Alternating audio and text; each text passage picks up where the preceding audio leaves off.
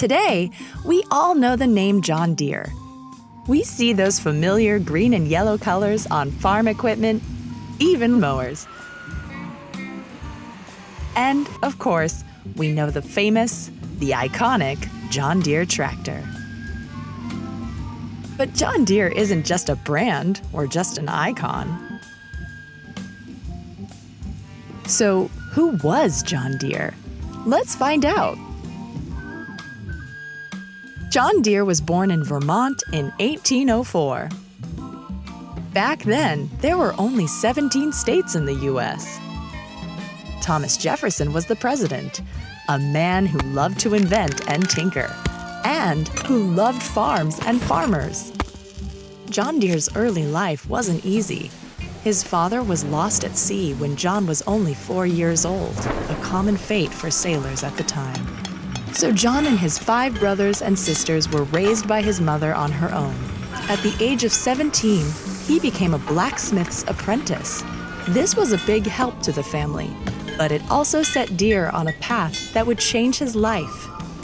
After 4 years as an apprentice, John Deere was a trained blacksmith and ready to begin his career. And he was now in a position to start a family. In 1827, when he was 23, he married Demarius Lamb. But things still weren't easy. John Deere opened his first blacksmith shop, but lost it to a fire. His second shop met the same fate. This might sound careless, but the combination of open fire and wooden buildings was a constant hazard at the time. In the winter of 1837, John Deere moved to Illinois in search of a fresh start. At the time, this trip took 6 long, hard weeks. Demarius and John already had 4 young children, and she was expecting their 5th. So, the family stayed behind in Vermont, and John traveled alone.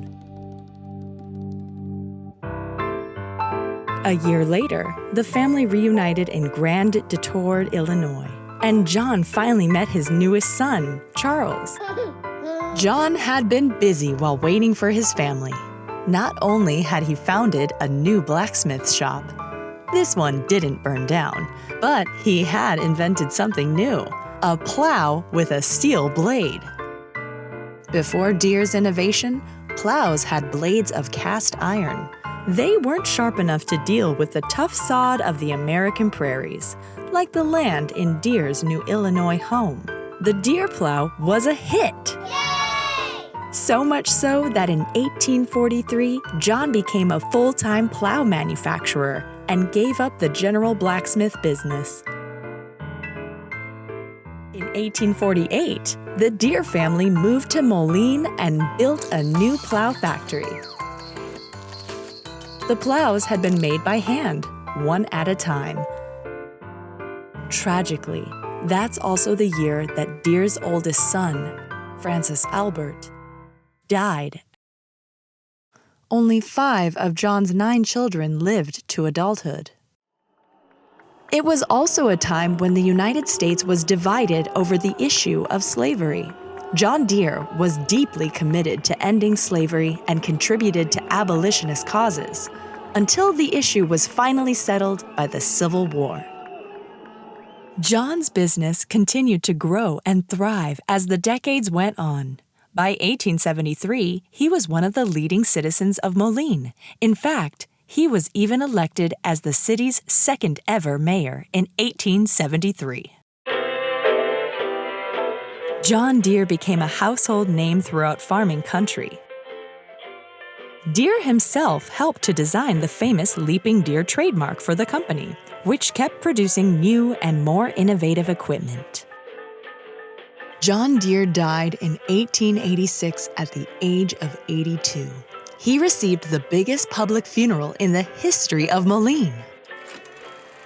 By that time, John Deere equipment was the gold standard, or should we say, green and yellow standard, in farming.